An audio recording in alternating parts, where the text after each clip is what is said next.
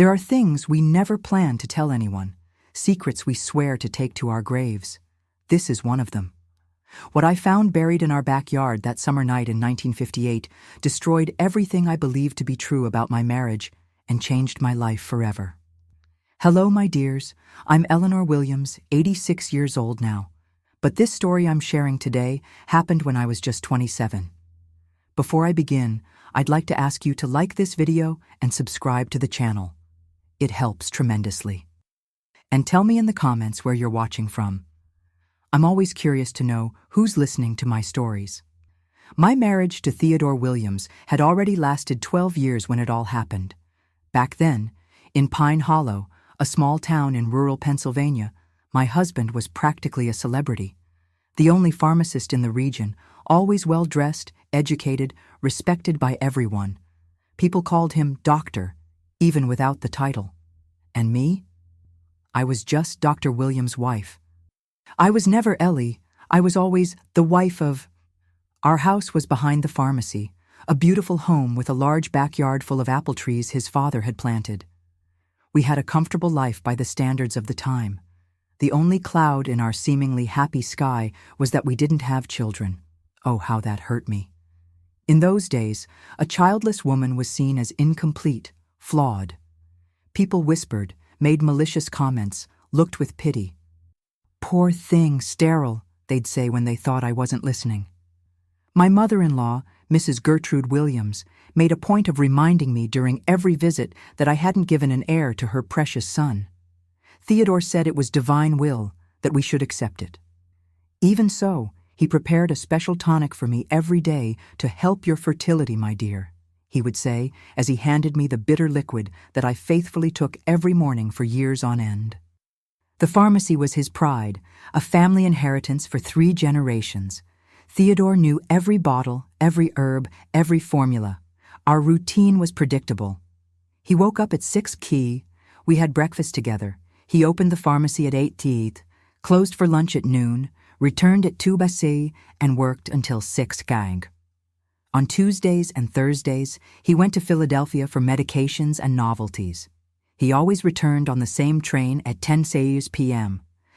That had been the rhythm of our lives for 12 years, until that June night in 1958. A night I'll never forget, even now, almost 6 decades later. It was raining heavily, one of those winter rains that make you curl up under blankets and thank God for having a roof. I had gone to bed early, as usual. Theodore said he would stay in the living room, reviewing some medical books he had bought. I woke up startled by a strange noise. At first, I thought it was the rain, perhaps a broken branch, but no. It was a rhythmic, metallic sound coming from the backyard. By the clock on the bedside table, I saw it was exactly 3:00 a.m. I got up slowly, careful not to make noise. Theodore wasn't in bed. I approached the window, pulled back the curtain just enough to peek outside, and what I saw chilled my blood. Under the pouring rain, illuminated only by the weak light of the waning moon that occasionally appeared between the clouds, was my husband, digging frantically, as if his life depended on it. He wore gloves, something I found strange, since Theodore always took pride in his clean, well-kept pharmacist's hands. "My hands are my work instruments," he used to say. I watched as he finally stopped digging. He looked around as if checking if he was being observed. I quickly moved away from the window, my heart beating so hard I was afraid he might hear it. When I looked again, I saw him placing a box in the hole, an ordinary cardboard shoebox. Then he covered it with soil and carefully smoothed the area, scattering some leaves on top. I went back to bed and pretended to sleep. When he entered the bedroom soaking wet, he went straight to the bathroom. I heard the shower, then the sink water running for a long time. When he lay down beside me, I noticed his hands were red from scrubbing. The soap smell couldn't completely mask another odor. Wet earth. The next morning, I acted normally. Prepared breakfast, served his buttered toast, accepted the tonic he offered me, although for the first time I had doubts about that liquid. I watched him discreetly. He seemed tired, with deep circles under his eyes, but acted as if nothing had happened. When he left for the pharmacy, I ran to the backyard. The rain had eased, but the ground was soaked. Even so, I could identify where he had dug. The strategically placed leaves, the slightly darker soil, but I didn't have the courage to dig up whatever it was. What if it was something illegal? What if he noticed I knew? I decided to wait and observe. To my surprise, the scene repeated the next night. Exactly at 3 a.m., Theodore slipped out of bed stealthily, thinking I was asleep. Again the sound of the shovel against earth, again him burying something. This time it wasn't raining, and I could see better. Was it the same shoebox? I wasn't sure. On the third night, it happened again, and on the fourth, always at the same time, always with the same meticulous care, always in that part of the backyard under the apple trees. My husband was burying something in series night after night, and my fear was growing. On the fifth night, I made a decision. I needed to know what was happening. When he left, I didn't go to the window. Instead, I heard the car starting. Theodore was leaving. I ran to the front window in time to see our 1952 Ford driving down the main road. This was strange, very strange. He never went out at night except on Tuesdays and Thursdays to get medications, and always returned on the 10 p.m. train. I wrote down the time on a piece of paper, left at 11:45 p.m. I sat in the living room, nervously embroidering, waiting. He returned at 2:30 a.m. I heard the car, the doors, his steps entering the house silently, taking something from the pantry, probably the shovel, and going out to the backyard. The same ritual as every night. That early morning, I couldn't sleep anymore. When he finally came to bed, he pretended to be in a deep sleep, but my mind was racing.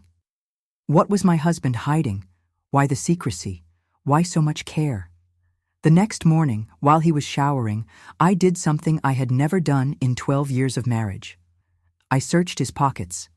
In the jacket he had worn the night before, I found a receipt from a hotel in Philadelphia, the Bellevue Hotel, and a woman's handkerchief with the initial I delicately embroidered in the corner.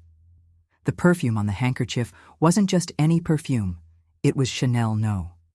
5, very expensive, that only high society women wore. For the first time in our marriage, I tasted the bitter flavor of betrayal. The pieces started to fit together, but the puzzle was still incomplete. Why bury evidence of an affair in the backyard? Why not simply dispose of them some other way? I decided I needed to see the contents of that box, but I would have to be careful. I waited until Friday, when Theodore had a meeting with the laboratory representative who came from Philadelphia. The only occasion when I knew exactly where he would be for at least 2 hours. As soon as he left, I grabbed a shovel from the pantry and went to the backyard. The ground was damp, but not waterlogged, which made my job easier. I dug exactly where I had seen him bury the box the night before. It didn't take long to find it. A simple cardboard shoebox wrapped in a plastic bag to protect it from moisture. With trembling hands, I brought it inside. I sat at the kitchen table, took a deep breath, and opened the box. What I found inside would change my life forever. Inside were letters, 11 letters to be exact. Each dated from the previous month, in a sequence running from July of last year to May of this year.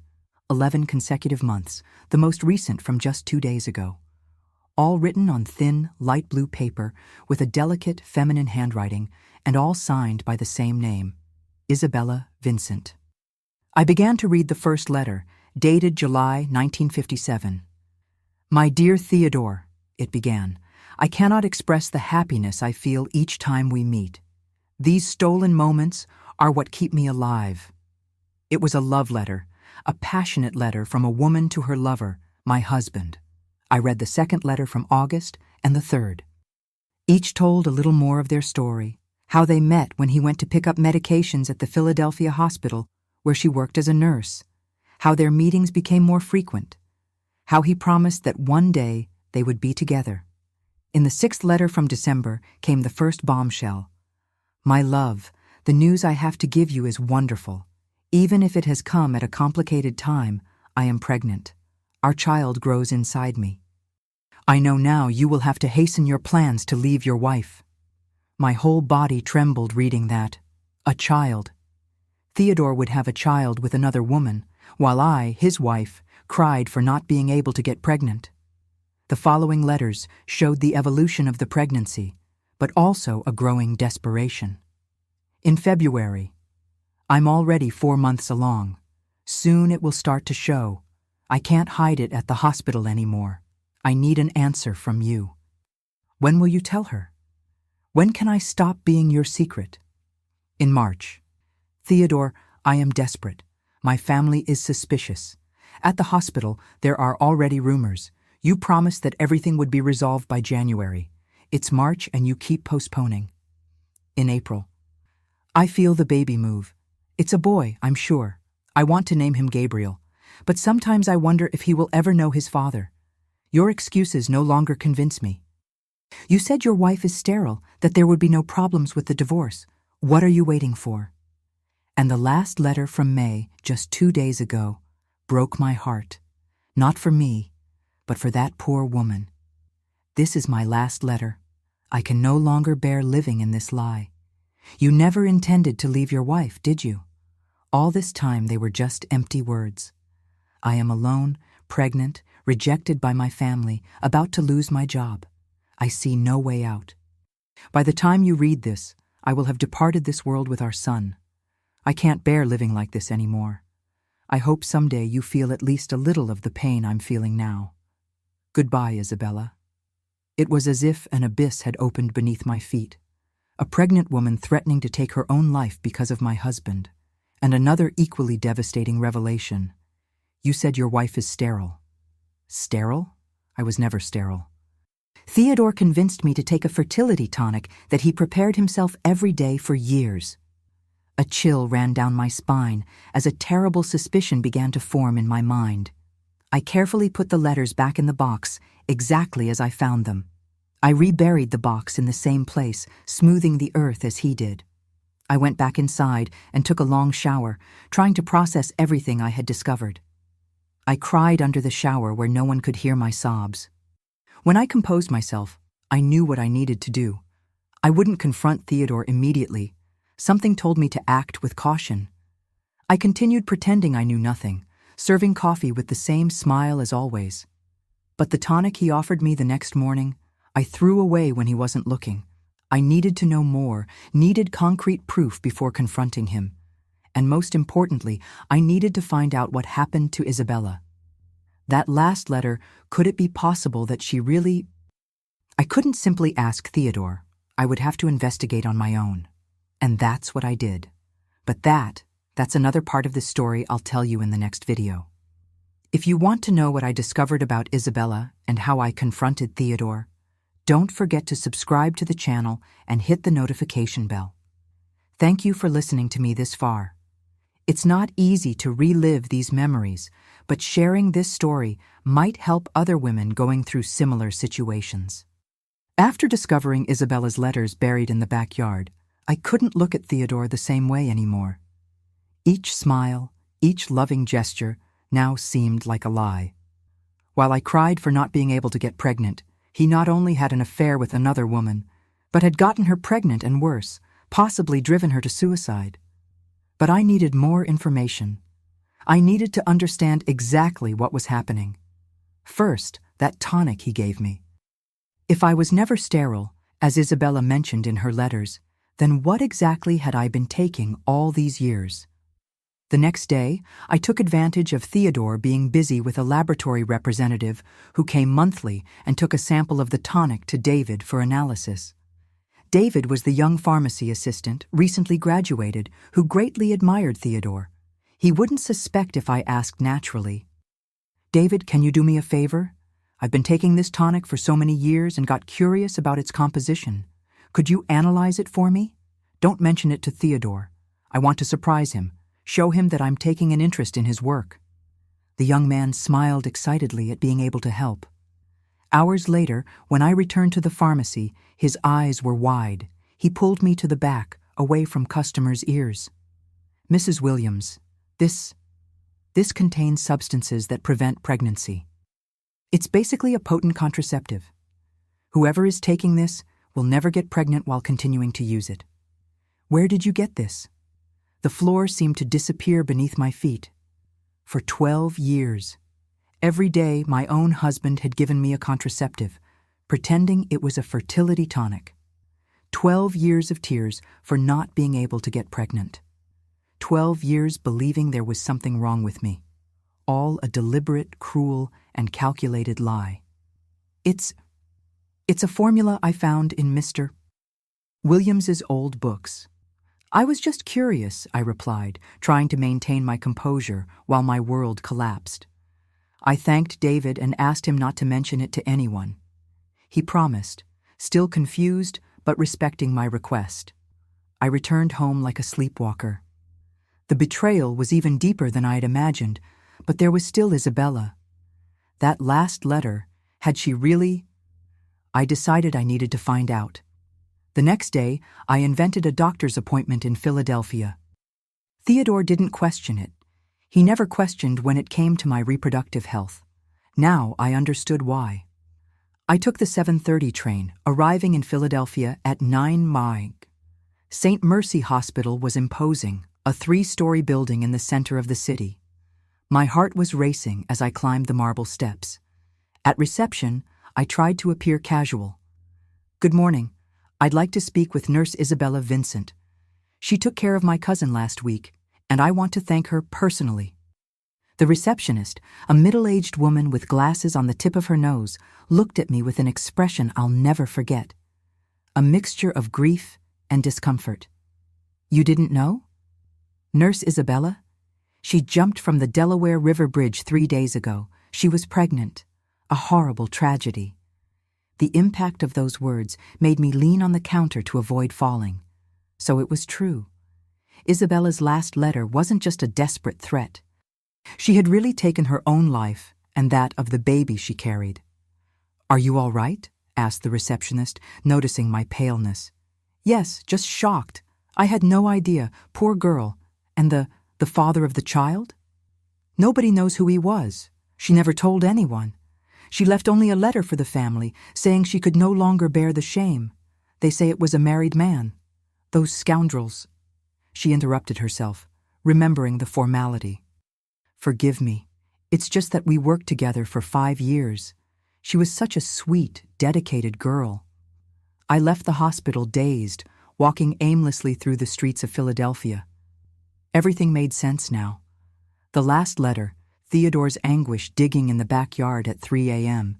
He wasn't just cheating, he had driven a woman and his own child to suicide. I sat on a park bench and cried. I cried for Isabella. I cried for the baby who would never be born. I cried for my destroyed dreams of being a mother.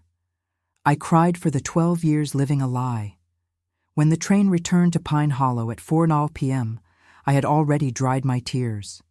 The pain had given way to a cold determination. I wouldn't confront Theodore immediately. Something told me to act with caution, to investigate more. In the following days, I maintained a facade of normality that required all my strength. I smiled, prepared his favorite meals, accepted his kisses, all while planning my next steps. The tonic I threw away when he wasn't looking. I began to pay attention to the smallest details. I noticed that Theodore kept a strange key at the bottom of his sock drawer. Small, old, it didn't seem to open any door in our house. One day, while he was at the pharmacy, I tried it in all the locks I could find. Nothing. Then I remembered the attic. There was an old chest up there that belonged to his family, always locked. Theodore said it contained only unimportant pharmacy documents. The key fit perfectly. Inside the chest, I found something that froze my blood. Letters? More letters, but not from Isabella. These were from another woman, Claire Mitchell. They dated from 5 years ago, 1953. They followed the same pattern as Isabella's letters: a secret passion, promises to abandon the sterile wife, a pregnancy, and then growing desperation. In the last letter, dated December 1953, Claire begged, "Theo, I can't wait any longer. I'm 7 months along. My family kicked me out. I lost my job at the school. You promised we would be together before Christmas. What do I tell our child when he's born and asks about his father? Along with the letters, there was a yellowed newspaper clipping from the Philadelphia Inquirer dated January 1954. The headline read, "Young unwed mother attempts suicide." The article told how Claire Mitchell, 22, a former elementary school teacher, had tried to kill herself by taking rat poison. She survived, but lost the 8-month-old baby. The photo showed Claire pale in a hospital bed. According to the newspaper, after the incident, she left the city dishonored and devastated, moving to the West Coast. It was a pattern, a terrible and cruel pattern. Theodore seduced vulnerable women, got them pregnant, promised to leave his sterile wife, and then abandoned them. Claire survived but lost everything. The baby, her reputation, her future. Isabella didn't endure and took her own life along with the babies. And I was the central piece in this perverse machinery. The deceived wife deliberately kept childless so that the pharmacy inheritance, which came from his family, wouldn't be divided in case of divorce, as he himself would explain later. For 2 weeks, I continued my silent investigation. I copied Claire's letters and Isabella's. I kept samples of the tonic in small bottles that I hid at my only trusted friend's house, Charlotte. At the county property records office, I discovered something intriguing. Theodore owned a small house on the outskirts of town that he never mentioned to me. Using the excuse of visiting a sick cousin, I got a free afternoon to investigate this place. The house was simple, hidden among trees, about a half-hour's walk from town. The lock wasn't difficult to open. I learned a few tricks watching Theodore over the years. What I found inside left me breathless. It was a house prepared for a family. Not an abandoned house or used as storage, but a real home ready to be inhabited. In the living room, new furniture covered with sheets to protect from dust. In the kitchen, utensils still in packaging. And in the main bedroom, a crib. A crafted wooden crib with a mobile of stars hanging. In the dresser drawers, more letters from Isabella, more recent than the buried ones. In one from just a month ago, she wrote, "I can't wait for us to move into our little house. I've already planned everything for Gabriel's room. Will he have your eyes?" Theodore had prepared a house to live with Isabella and the baby. He had made concrete plans, bought furniture, set up a crib, but something went wrong. Maybe he changed his mind at the last minute. Maybe he became a coward when thinking about facing the scandal, the loss of reputation, the division of assets. And Isabella, realizing he would not fulfill the promise, even with the love nest already prepared, saw only one way out. I photographed everything with the camera I borrowed from Charlotte, each room, each detail of the house, each letter, concrete evidence of what was happening. Back at our house, I kept the photographs along with copies of the letters. Now I had a complete dossier on Theodore's lies. But what would I do with it? Confronting him directly seemed dangerous. If he was capable of deceiving 3 women for so many years, what else might he be capable of? That night, lying next to the man I thought I knew, but who revealed himself to be a cruel stranger, I made my decision. I couldn't continue living that lie for one more day. The next morning, after Theodore left for the pharmacy, I put my plan into action. But what happened next was even more surprising and terrifying than anything I had already discovered. After discovering the house Theodore had prepared for Isabella and the baby, I couldn't sleep properly anymore. How could I share a bed with a man who not only cheated on me, but for 12 years made me believe I was sterile while giving me contraceptives disguised as tonic? A man who drove a pregnant woman to suicide and another to attempt to take her own life. That July morning in 1958, after Theodore left for the pharmacy, I made the decision that would change the course of my life. I wouldn't run away like a criminal. I wouldn't hide as if I had done something wrong. I would confront him, but I needed to protect myself. First, I gathered all the evidence I had collected. Copies of Isabella's and Claire's letters, photographs of the secret house, samples of the tonic. I put everything in a folder that I hid at Charlotte's house, my only true friend. If anything happened to me, she would know what to do. Then I wrote 3 identical letters detailing everything I had discovered. I sent one to Judge Mendez, the county judge, who wasn't a close friend of Theodore like the local sheriff. Another to the State Board of Pharmacy. The third I left with Charlotte to be opened only if I didn't show up for 3 days. "Are you sure, Ellie?" Charlotte asked, concerned for my safety. Her green eyes, always so serene, now overflowed with worry. "I am. I can't live in this lie anymore. And if something happens to me, at least the truth will come out." I went home and prepared dinner as I always did. I cooked the steak that Theodore liked so much with red wine sauce. I set the table with our best tablecloth, lit candles, placed flowers. It would be our last dinner together, although he didn't know it yet. At 6:30, I heard the front door. Theodore entered, surprised by the prepared environment. "What are we celebrating?" he asked, hanging up his jacket. "The truth," I replied simply. He smiled without understanding. He sat at the table while I poured the wine. I maintained my composure, serving food, talking about trivialities. I would wait for the right moment. After dinner, while we were having coffee in the living room, I put my plan into action. I casually got up and took the shoebox that I had dug up from the backyard that afternoon, the original, not the copy. I placed it on the coffee table along with the tonic bottle and the analysis David had done. "What is this?" Theodore asked, although his face already showed he knew exactly what it was. "Why, Theodore?" I asked calmly, surprising myself with my tranquility. "Why prevent me from being a mother while getting other women pregnant?" The silence that followed was deafening. I saw his face go through a series of emotions: surprise, fear, anger, and finally, a calculating coldness I had never noticed before. "How long have you known?" he asked, without denying anything. "Long enough to understand everything." "Isabella? Claire? How many more were there, Theodore?" He didn't answer immediately. He took a long sip of coffee, placed the cup on the table, and stared at me with eyes I didn't recognize. Cold eyes of a stranger. "The pharmacy is my family inheritance. If we had children, you would be entitled to part of it in case of divorce. It's a valuable business, built by generations. I couldn't risk losing it." The coldness with which he confessed everything terrified me more than any explosion of anger. "And Isabella? And her baby, your son?" Isabella understood that our affair was just fun. She forced the issue by purposely getting pregnant. Tried to corner me. His voice showed no remorse. "She killed herself, Theodore, jumped from the bridge.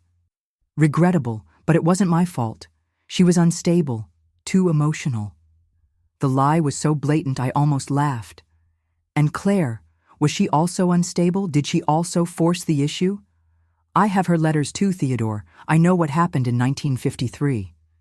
For the first time, I saw a flash of concern in his eyes. He didn't know I had discovered about Claire. "Where? Where did you find them?" "In the attic chest, the one you thought I would never open." "I know everything, Theodore.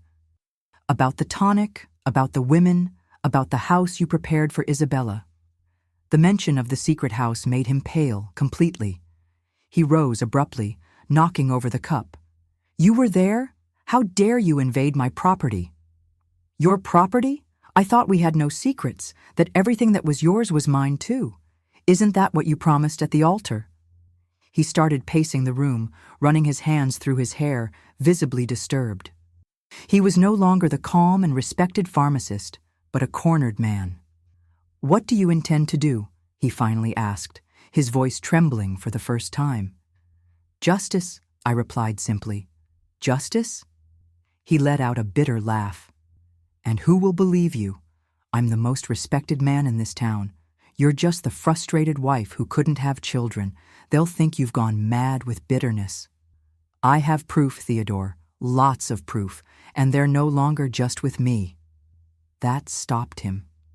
His eyes narrowed, assessing if I was bluffing. "What proof?" "The original letters, the tonic analysis, photographs of the house, witnesses who know everything, and I sent copies to people who can do something about it." He advanced toward me, grabbing my arms forcefully. Who did you send them to? What have you done, you fool? I showed no fear, although my heart was beating uncontrollably. If you do anything to me, it will be worse for you. Everything will come to light immediately. He released me, backing away as if he had received a shock. I realized that for the first time in our marriage, I had power over him. What do you want? He asked, defeated. I want a divorce. I want half of everything, including the pharmacy. Not out of greed, but for justice. 12 years of my life, Theodore. 12 years that you stole from me. Divorce? He seemed genuinely shocked. You know the scandal that would cause? A divorced woman in this town? I prefer the scandal to what you did to Isabella and Claire, the contraceptive tonic you gave your wife. Choose carefully, Theodore. He sat down, visibly shaken. I thought I had won, that he would yield. That's when I noticed a change in his look, something dangerous, calculating. I need to think. Give me a few days. No, tomorrow I'll contact a lawyer. The time for your games is over. I got up to leave the room, but he blocked my way. You don't understand what you're doing. If all this comes to light, we'll both lose everything. Think carefully, Eleanor. There's no possible agreement. Not after what I've discovered. He tried one last resort. The manipulation that worked for so many years. Ellie, my love, I'm sorry. Isabella was a mistake. Claire, too. I can change. We can start over. We can even have a child, if that's what you want. I looked at him with pity. How could I have loved this man for so long? How did I not see the mask he wore? It's too late, Theodore. Tomorrow I'll talk to a lawyer. Now, if you'll excuse me, I'm going to sleep in the guest room. I managed to get past him and go upstairs. I locked the guest room door and pushed the dresser against it as a precaution. I didn't sleep that night. Sitting in the chair by the window, I remained alert to every sound in the house. In the early morning, I heard footsteps in the hallway. The doorknob turned gently, testing if it was locked. Then, silence. Moments later, I heard the car starting. From the window, I saw Theodore leaving in a hurry. It was 3:00 a.m. I don't know what he was planning to do, but I feared the worst. As soon as dawn broke, I packed a small suitcase with the essentials, some clothes, documents, the little money I had secretly saved over the years. I wouldn't take anything valuable, nothing that could be used against me later. As I was going out the door, I found David arriving to open the pharmacy. Mrs. Williams, are you all right? You look pale. I'm fine, David. Have you seen Theodore today? No, ma'am. I thought it strange that the pharmacy was still closed. The doctor is never late. If you hear from him, say I went to visit my cousin in Lancaster. I'll be back in a few days. It was a lie, of course. I had no cousin in Lancaster. In fact, I had no close relatives anywhere. Another reason why Theodore chose me, I realize now. A woman with no family, no one to protect her. I took the 7:30 train to Philadelphia. During the journey, I constantly looked out the window, fearing to see Theodore at some station. My plan was to continue south, to Washington, D.C., where no one knew me. I would start over there with another name if necessary. In Philadelphia, before taking the connection south, I decided to do one last thing. I went to St. Mercy Hospital again. I needed to know more about Isabella, to better understand who this woman was, who, without knowing, shared such a tragic connection with me. At reception, the same bespectacled lady recognized me. You came back, still upset about Nurse Isabella. Yes, did she have family? Someone who took care of the funeral? A younger sister, Beatrice, came from her parents' farm in the countryside. Poor girl, she was devastated. They never imagined Isabella would do something like this. Do you know where I can find this sister? I'd like to offer my condolences. She hesitated, but something in my expression must have convinced her. She's staying at Mrs. Carmen's boarding house on Maple Street, 3 blocks from here, but I don't know if she's still in the city. I thanked her and headed to the boarding house. It was a simple place, but clean and well kept. Mrs. Carmen, a robust lady with gray hair, informed me that Beatrice was still staying there, but would leave on the afternoon train. Can I speak with her? It's about her sister. Room 8, end of the hall. The poor thing has hardly left her room. I knocked softly on the door. A young woman about 20 years old opened it. Her eyes were red from crying. It was impressive how much she resembled Isabella from the photographs I had seen. The same dark hair, the same large eyes. Yes? She asked suspiciously. Beatrice. My name is Mary. I used my mother's name as a precaution. I knew your sister. I'm so sorry for what happened. Did you work at the hospital with her? No. Our connection is more complicated. May I come in? I have something important to tell you. She hesitated but opened the door. The small room was messy, with half-packed suitcases on the bed. I'm going home today. I can't bear to stay in this city where Isabella... Her voice failed. I know it's difficult, but I need to ask you something. Did your sister mention the father's name? A man named Theodore? Beatrice's look changed instantly. Surprise, then anger. How do you know about him? Who are you really? I took a deep breath. It was time for the truth. I'm his wife. What happened next would completely change the course of my life. And I could never have imagined that my meeting with Beatrice would be the beginning of a journey of redemption and justice that would last for decades. I'll never forget the expression on Beatrice's face when I revealed I was Theodore's wife. A whirlwind of emotions passed through her eyes. Shock, anger, confusion, and finally, intense curiosity. His wife, she whispered, backing up a few steps. You came here for what? To accuse me, to defend that monster? No, I replied calmly, although my heart was racing. I came because I just discovered everything about Isabella, about the baby, about his lies. I came because, in a way, I'm also a victim of Theodore. I opened my purse and showed her the copies of Isabella's letters I had brought with me. Beatrice took them with trembling hands, immediately recognizing her sister's handwriting. Where did you get these? He buried them in our backyard every night at 3 a.m. That's how I found out. For almost 2 hours, we sat in that small boarding house room, Beatrice and I sharing our stories. I told her about the contraceptive tonic, about the 12 years believing I was sterile, about Claire's letters, about the house prepared for Isabella. She told me how her sister met Theodore, how he seduced her with promises of a future together, how he convinced her to keep the relationship secret. He said his wife was sterile and bitter, that the marriage was just a facade, that as soon as the baby was born, he would ask for a divorce, Beatrice explained, wiping away tears. Isabella believed him, believed until the end. Until when she discovered the house, I asked, remembering the more recent letters I found there. Beatrice nodded sadly.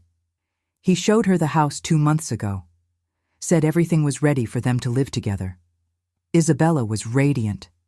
She bought the layette for the baby, chose colors to paint the room. Then, suddenly, he started to back away, said he needed more time, that complications had arisen with the divorce. There was no divorce, I whispered. There never was. We discovered that when they found her body. Beatrice's voice broke. There was a letter explaining everything. The police went looking for him, but he showed documents proving he was at a pharmacists' convention in New York that day. He had an alibi for everything. Perfect, as always. A chill ran down my spine. Theodore was even more calculating than I had imagined. He had protected himself against any suspicion. What do you intend to do now? Beatrice asked. Run away, start over somewhere else, and seek justice if I can. She studied me for a moment, then got up decisively. I have something to show you. From a locked suitcase, Beatrice took out a blue leather-bound notebook.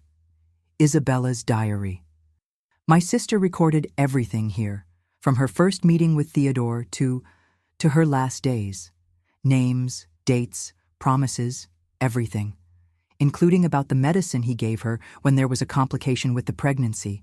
She had bleeding in the 5th month. He said it was medication to strengthen the baby, but later she discovered it was something to ensure everything went well if she decided to terminate the pregnancy on her own. I leafed through the diary with trembling hands. Everything was documented in detail in Isabella's delicate handwriting. Irrefutable proof, not just of the betrayal, but of unethical medical practices. Why didn't you show this to the police? I did, but they said it was the word of an unbalanced woman against that of an exemplary citizen. Without physical evidence, without witnesses, the diary alone wasn't enough. And when I mentioned the medicine, the sheriff said there was no way to prove that Theodore had given it to her, or that it was dangerous. She was a nurse, she could have access to any medication. That's what they said. We looked at each other, two women united by the pain caused by the same man. At that moment, something changed inside me. The idea of simply running away and starting over somewhere else no longer seemed enough. Beatrice, what if we combined our evidence? I have the letters, the photographs, the tonic analysis. You have the diary. Together, maybe we can get justice. Her eyes shone with renewed hope. How? Let's go to the State Board of Pharmacy, not the local police, who might be influenced by Theodore's position, but directly to the authorities that regulate his profession. A pharmacist who adulterates medications, who uses his knowledge to deceive his own wife and potentially harm a pregnant woman, that's too serious to be ignored. That same afternoon, instead of heading south as planned, Beatrice and I took a taxi to the State Board of Pharmacy in the central area of Philadelphia. We carried with us all the evidence, my letters and photographs, Isabella's diary, samples of the tonic. The imposing building of the board, with its marble columns and wide staircase, intimidated me for a moment. Who were we? Two women from a small town, against the system, against the word of a respected man. But it was too late to back down. If we did nothing, Theodore would continue his life with impunity, perhaps finding another woman to deceive, another life to destroy. We were initially received with suspicion. The secretary looked at our simple clothes, at our determined expressions, and hesitated before directing us to Dr. August Mitchell, ethics director of the board.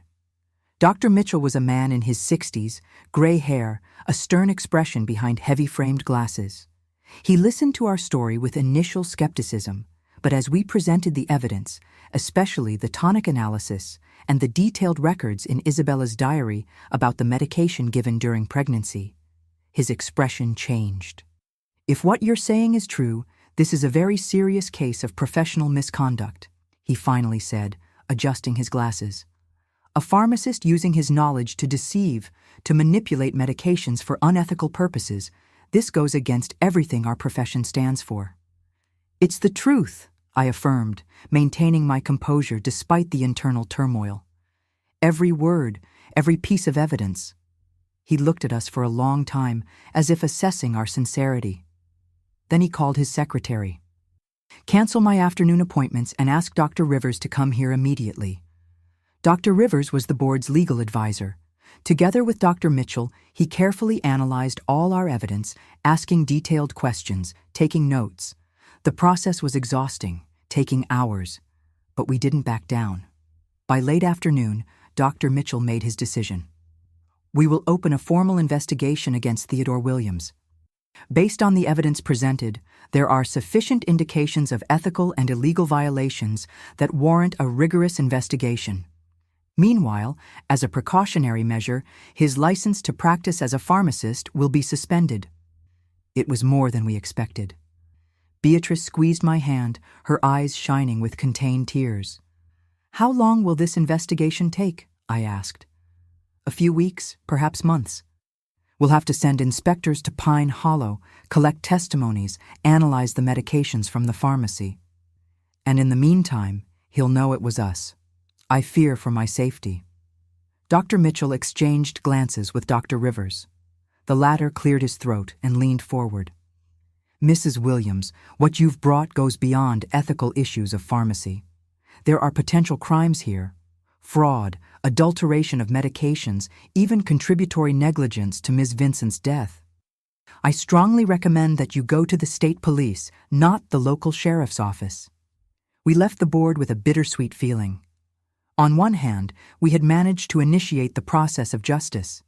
On the other, our path would be long and potentially dangerous. "Where will you stay tonight?" Beatrice asked as we walked down the street, the sun already setting on the horizon. "I don't know. I was planning to take the train south, but now—" "Come with me to my parents' farm. It's a few hours from here in the countryside. You'll be safe there while the investigation happens." It was a tempting offer, a safe refuge, away from Theodore, but something inside me hesitated. "And your parents? What will they say when they find out who I am?" "They'll say you're a victim, just like Isabella, and they'll be grateful that you're seeking justice when you could have simply run away." That night I took the train with Beatrice to the countryside. The Vincent farm was in a verdant valley, 2 hours from the small station.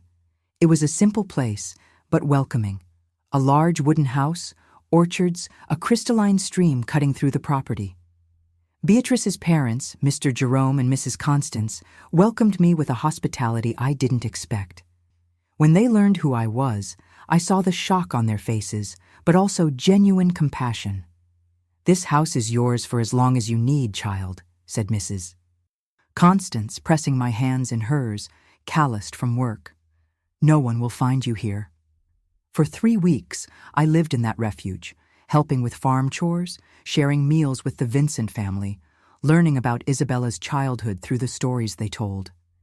It was as if, even after her death, I finally got to know the woman who, unknowingly, shared so many years with me, loving the same man, being deceived by the same lies.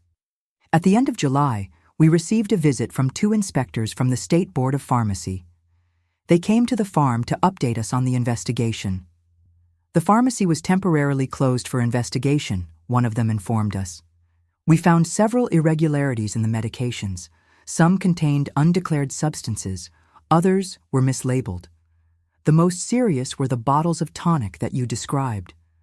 We confirmed it contained a combination of herbs and substances with a potent contraceptive effect. "Theodore?"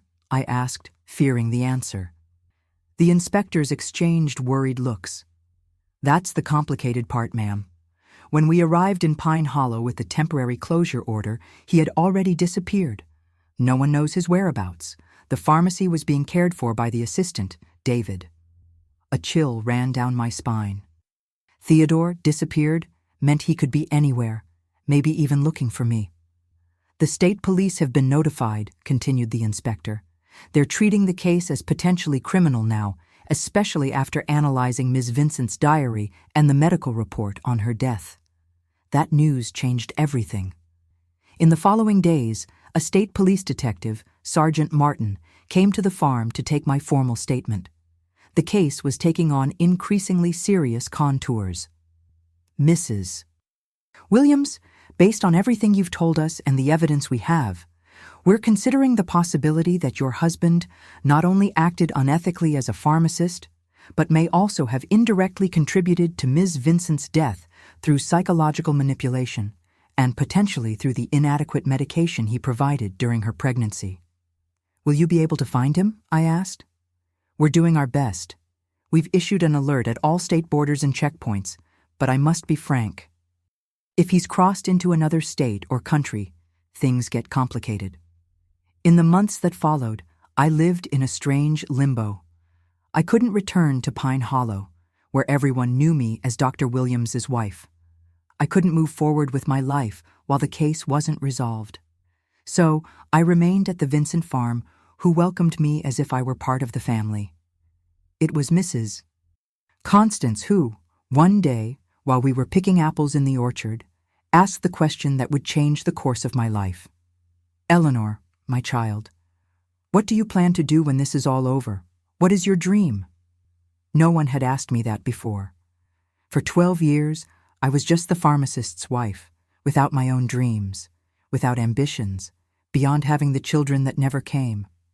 "I don't know," I answered honestly.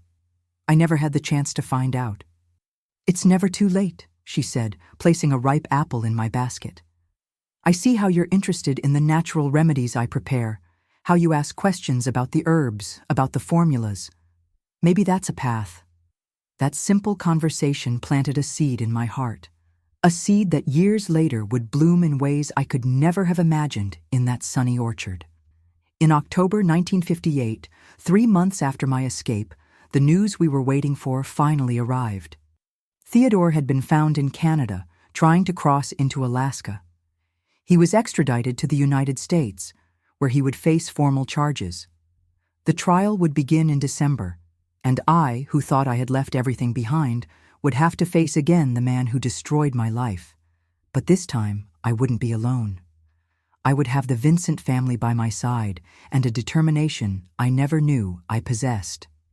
December 1958 arrived with unusual cold for that time of year.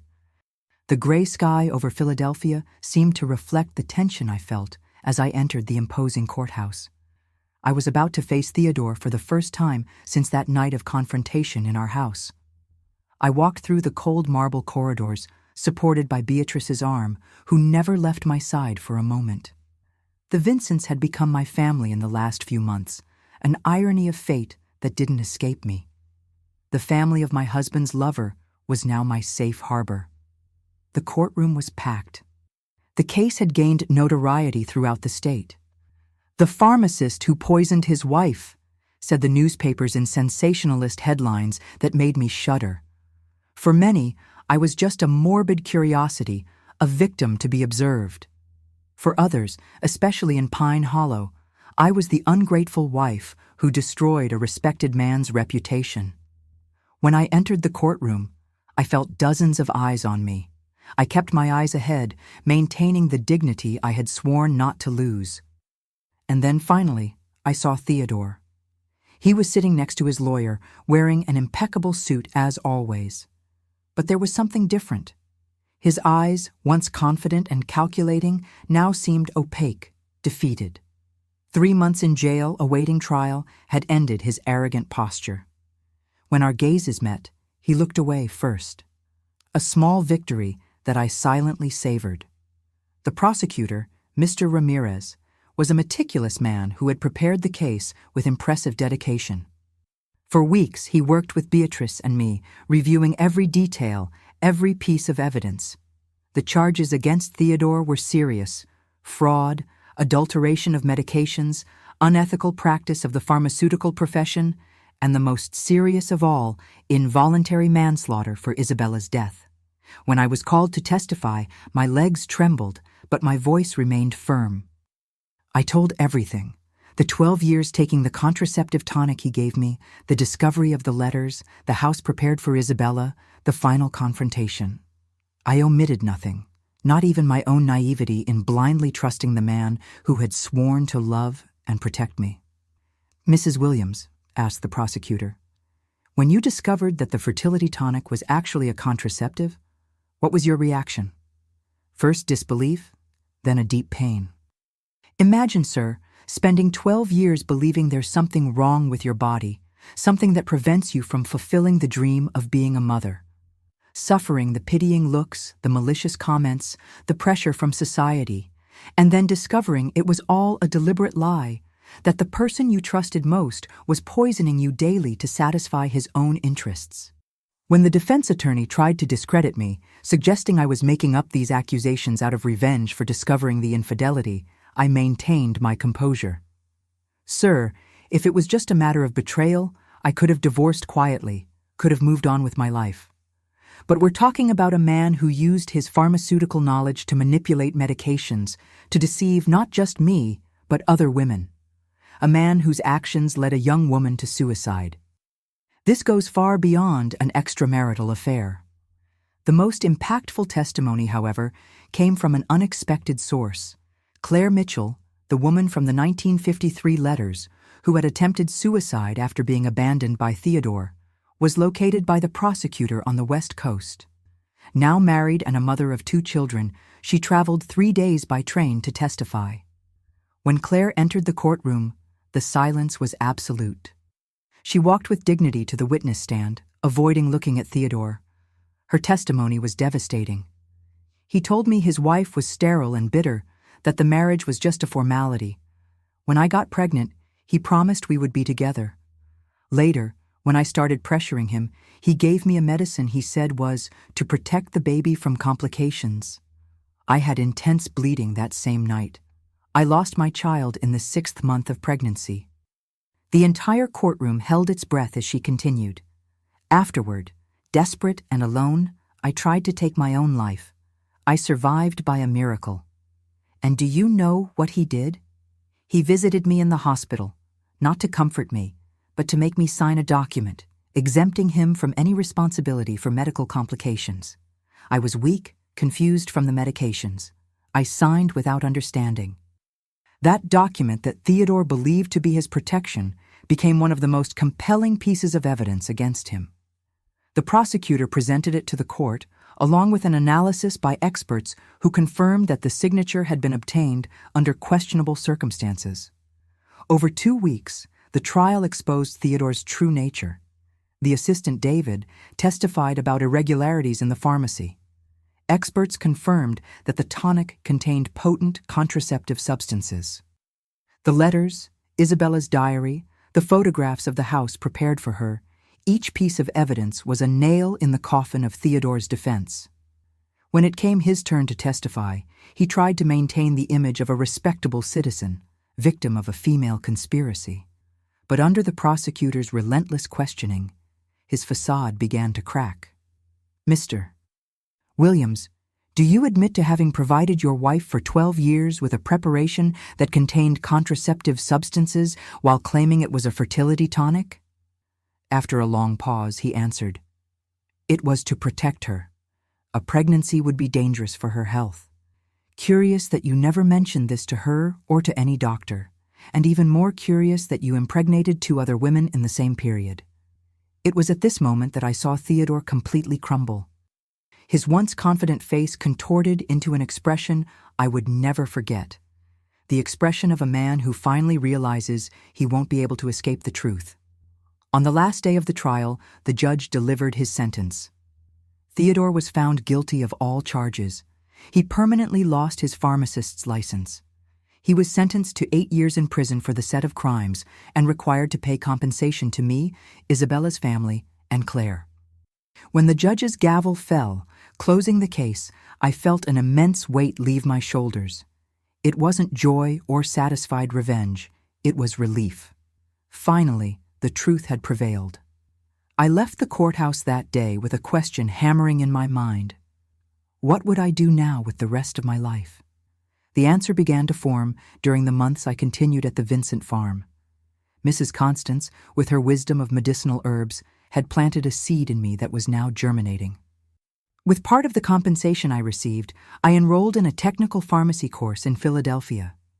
At 31, I was the oldest student in the class, but also the most dedicated.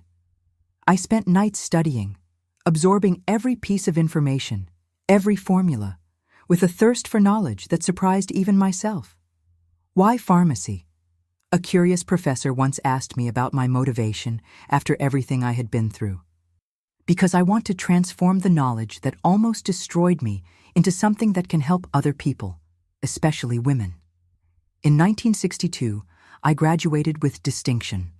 That same year, using the rest of the compensation and a small loan, I opened my own compounding pharmacy in a medium-sized town in Pennsylvania, far from Pine Hollow, but not too far from the Vincent farm, which I still considered my home.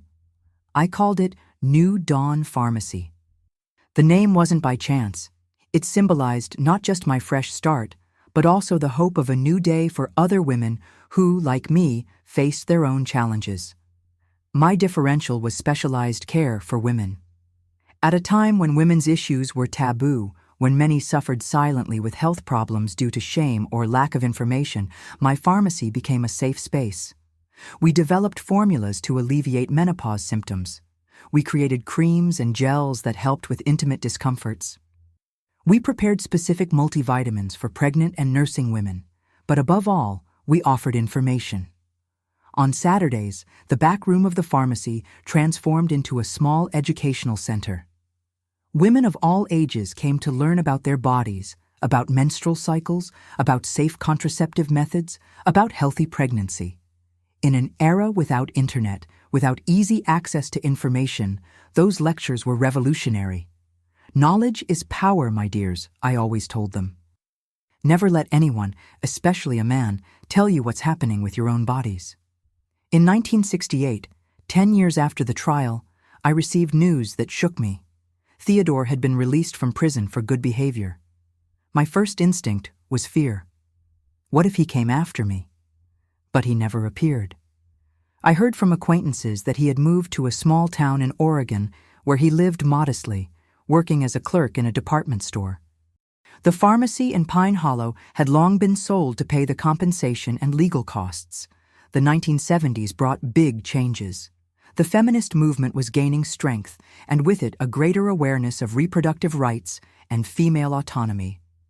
My work, once viewed with suspicion by some, was now celebrated as pioneering. We expanded New Dawn Pharmacy to 3 branches in neighboring towns. I hired more pharmacists, always prioritizing women who, like me, sought independence in a society still dominated by men. In 1978, at 47, I made a decision that would again change the course of my life. I went back to college to study medicine. It was an immense challenge. The classes, the internships, the sleepless nights studying, all while managing the pharmacies.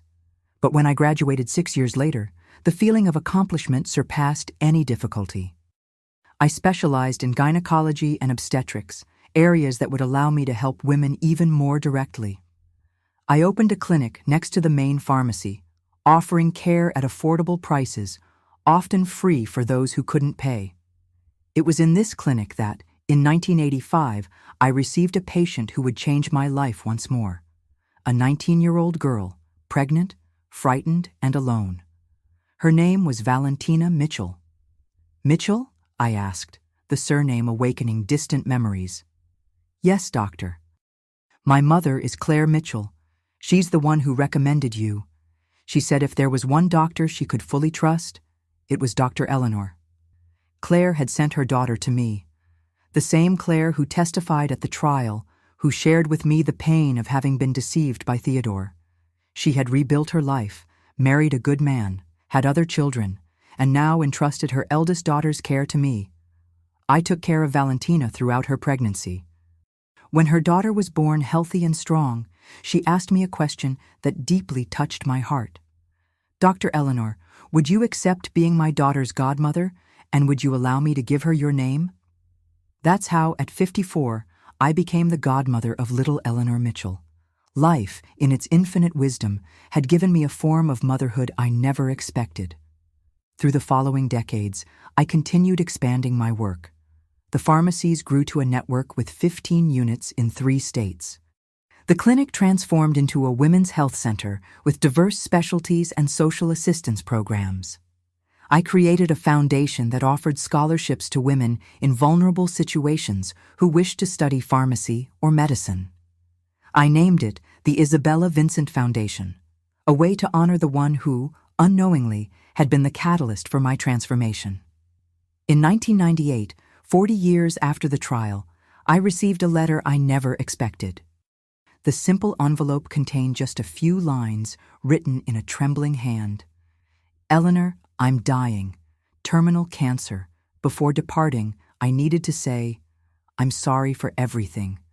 I don't expect forgiveness. I just wanted you to know. Theodore. I didn't respond immediately.